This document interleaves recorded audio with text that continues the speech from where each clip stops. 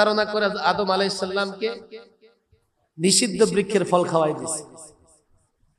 এখন আল্লাহ তাবারক ওয়া তাআলা আদম সন্তানকে তার দিকে রাখবেন, দাওয়াতি কাজের জন্য আম্বিয়া আলাইহিস সালাম পাঠিয়ে দিয়েছে। আদম থেকে নিয়ে মুহাম্মদ আরবি পর্যন্ত সমস্ত পয়গাম্বর লোকদেরকে দ্বীনের পথে আহ্বান করেছেন। আবার প্রত্যেকটা পয়গাম্বরের বিরুদ্ধে ইবলিস, শায়াতিন মিনাল জিন্নি ওয়াল ইনস, ইবলিসের চালা চামুন্ডা মানবরূপী শয়তান মানুষকে অন্যায়, অবিচার, আল্লাহর নাফরমানির দিকে দাওয়াত দিয়েছে। যার কারণে এই পৃথিবীতে দুটো কাজই চলেছে দাওয়াতের মাধ্যমে, দুটো কাজই চলেছে দাওয়াতের মাধ্যমে। আজকে আমরা আমাদের জিম্মাদারি ভুলে গেছি, দায়িত্ব ভুলে গেছি। রাসূলুল্লাহ সাল্লাল্লাহু আলাইহি ওয়াসাল্লাম বিদায় হজের ভাষণে কি বলেছিলেন? ও সাহাবায়ে কেরাম, আমি কি আমার দায়িত্ব পালন করেছি? সাহাবায়ে কেরাম বললেন, হ্যাঁ আপনি আপনার দায়িত্ব পালন করেছেন। রাসূলুল্লাহ আকাশের দিকে তাকিয়ে বললেন, আল্লাহুম্মা শাহাদ, আল্লাহুম্মা শাহাদ, আল্লাহ সাক্ষী থেকো, আল্লাহ সাক্ষী থেকো। এরপরে কি বললেন জানেন? আলা ফালিউবাল্লিগিশ শাহিদু মিনকুমুল গায়বা, ও সাহাবায়ে কেরাম, তোমাদের মধ্যে যারা উপস্থিত অনুপস্থিতের কাছে দ্বীনের পয়গাম পৌঁছে দাও। আল্লাহর কসম করে বলি, রাসূল যখন এই কথা বললেন, অনুপস্থিতদের কাছে দ্বীনের দাওয়াত পৌঁছে দাও, সাহাবায়ে কেরামের বড় একটা অংশ এই বিদায় হজের ময়দান থেকে বাড়ি ফিরে যান নাই। সেখান থেকে গোটা পৃথিবীতে ছড়িয়ে পড়েছেন, এমনকি আমেরিকা পর্যন্ত। আধুনিক ইতিহাস বলে কলম্বাস আমেরিকা আবিষ্কার করেছে, মিথ্যে কথা। এই কলম্বাসের 500 বছর আগে আমেরিকা ইসলাম পৌঁছে দিয়েছে মুসলমানরা। প্রথম হিজরি শতাব্দীতে ভারতে ইসলাম পৌঁছে দিয়েছে মুহাম্মদ বিন কাসিম। নোয়াখালী এবং রংপুরে প্রথম হিজরি শতাব্দীতে সাহাবায়ে কেরামের একটি জামাত কিংবা তাবেঈদের একটি জামাত ইসলাম পৌঁছে দিয়েছে। সাহাবায়ে কেরাম ঘরে ফিরে যান নাই, কোনোদিন আর ঘরেও ফিরেন নাই। গোটা পৃথিবীতে দৌড়ে দৌড়ে, গোটা পৃথিবীতে সফর করে করে ইসলামের বাণী পৌঁছে দিয়েছে। দায়িত্ব তো ছিল আমাদের, আমাদের দায়িত্ব ছিল। নামে মুসলমান মুসলমান নয়, নামে লাট সাহেব নয়, নামে লাল মিয়া নয়। নাম রাখছে লাল মিয়া, দেখতে একেবারে কালো কুচকুচে, আছে না নাই? আসল জিনিস দেখতে হবে। আমি মনে করি এই এলাকাটার একটু, মানিকগঞ্জের শহরে কোনো মাদ্রাসা নাই, ছোটখাটো কিছু মাদ্রাসা আছে। এই দায়িত্ব কি মানিকগঞ্জের জনগণের না? যেখানে নুরানি মাদ্রাসা, বড় মাদ্রাসা বানাবে। মাদ্রাসা না বানালে আপনার সন্তানরা ইসলাম করতে গিয়ে শিখবে। আপনি মনে করেন মানিকগঞ্জে আড়ত আছে না নাই? পাইকারি সেল হয়, জিনিসপত্র আছে না নাই? আড়তে যদি কোনো জিনিস না থাকে, দোকানদাররা কিনে মহল্লার বাজারে আনতে পারবে? মাদ্রাসা হচ্ছে আড়ত। সেখানে যদি দিন চর্চা না হয়, সেখান থেকে আলেম তৈরি না হয়, আপনি আলেম পাবেন না, আপনি আলেম পাবেন, আপনি সঠিক পথে চলতে পারবেন। আমি মনে করি প্রত্যেকটা মুসলমান, মাইকের যারা কাজ করতেছে তাকেও দায়ী হইতে হবে। বলবো যে আমি আবার কেমনে দায়ী হব? তুমি যা শুনতেছো আজকে, তা আরেক যুবককে বলো। তুমি যা বুঝতেছো আরেক যুবককে বলো।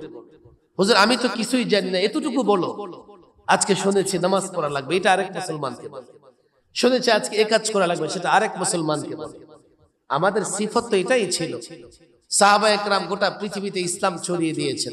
তাবে বড় দুঃখের বিষয় হলো, ওই প্রথম শতাব্দীতে যেখানে ইসলাম পৌঁছেছে, সেখানে সাহাবায়ে কেরাম দাওয়াতি কাজ করেছে। এর পরবর্তীতে এমন হয়েছে, মুসলমানরা শাসন ক্ষমতাকে ধরে রাখার জন্য সব করেছে, কিন্তু লোকদেরকে ইসলাম বোঝাবার জন্য কিছুই করেনি। আপনারা শিক্ষিত সমাজ, স্পেনের কথা আপনারা শুনেছেন, যে স্পেনে মুসলমানরা রাজত্ব করেছে 782 বছর। যখন মুসলমানরা স্পেন ছাড়তে বাধ্য হয়েছে, ওই স্পেনে মুসলমানদের কিছু বিল্ডিং ছাড়া আর কিছুই বাকি নাই। কেন জানেন? ইউরোপের লোকদের ভেতরে তারা ইসলাম প্রবেশ করাইতে পারে নাই। আমাদের এখনকার যেমন মুসলিম শাসকদের অবস্থা, আরে আল্লাহ তোমাকে শাসন ক্ষমতা দিয়েছে, লোকদেরকে ইসলামের দিকে ডাকো, তুমি তো মুসলিম। শুধু ক্ষমতাকে রক্ষা করবার জন্য বাস। অথচ প্রত্যেকটা মুসলমান শাসকের দরকার ছিল, আগে আমি মুসলিম, আমি এই সমাজের প্রত্যেকটা যুবকের ধারে ধারে ঘরে ঘরে কি করে ইসলাম পৌঁছে দেবো, সেই দায়িত্ব আমার। দায়িত্ব তো পালন করবেই না, উল্টা শিক্ষা সিলেবাস দিয়ে রাখছে নাস্তিকদের হাতে। আর তারা এমন বানায়, কয়দিন বানাইছে বানরের বাচ্চা, মানুষ নাকি বানর থেকে তৈরি। এরপরে বানাইছে কি কয়, নারী পুরুষ মনে করলে নারী পুরুষ, পুরুষ নারী হয়ে যায়। আল্লাহ মাফ করো, কেন তাদের হাতে কেন শিক্ষা ব্যবস্থা দিয়ে রেখেছে? আমার শিক্ষা দরকার আছে, ইঞ্জিনিয়ার ডাক্তার দরকার আছে, কিন্তু আমার ছেলেটা মুসলমান থাকার দরকার আছে না নাই? এই দায়িত্ব তো যারা রাষ্ট্র ক্ষমতা, এলাকার মাতব্বর, চেয়ারম্যান, এমপি সাহেব, তার শুধুমাত্র বরাদ্দ বন্টন করা তার দায়িত্ব না, তার এটাও দায়িত্ব যাতে সমাজের যুবকদের নৈতিকতা ঠিক থাকে, চরিত্র ঠিক থাকে।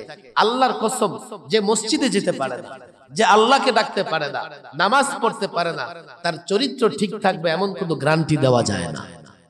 আল্লাহকে যে ভয় পায় না, সে আইনকে কেমনে ভয় পাবে? এই আইনের কত ফাঁকফোকর আছে আমরা সকলেই জানি।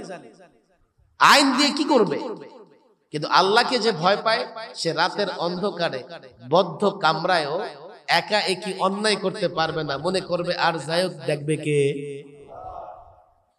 আর যাই হোক, আমি বলি দেখেন, আপনাদের কাছে আমার অনুরোধ, সকলে দায়ী হন, দায়ী হন। আমি জানি না এখানে দাওয়াত তাবলীগের কাজ চলে কিনা। দাওয়াত তাবলীগ পছন্দ হয় না, আমার কোনো আপত্তি নেই। আপনার 3 দিন, 40 দিন, 10 দিন পছন্দ হয় না, তাও আমার কোনো আপত্তি নাই। আপনি 1 ঘন্টার জন্য মানুষকে দাওয়াত দেন, আপনি 1 দিনের জন্য মানুষকে দাওয়াত দেন। আপনার যতটুকু সময় আছে অতটুকু সময় ব্যয় করে অন্তত প্রতিদিন একজনকে দাওয়াত দেন, দ্বীনের পথে আহ্বান করেন।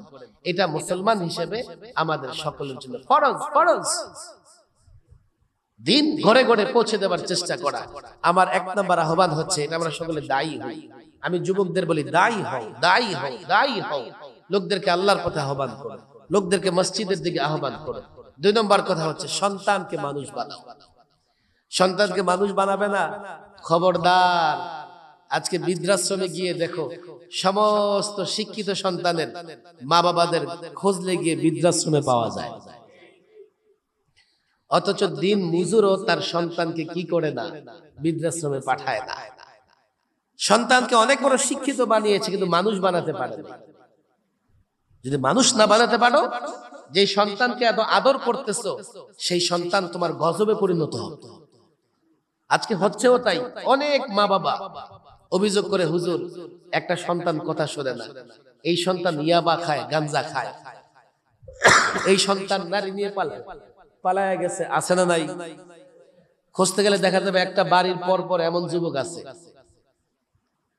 আর একটা পরিবারে একটা যুবক যদি নষ্ট হয়ে যায়, এই পরিবারের শান্তি থাকে না।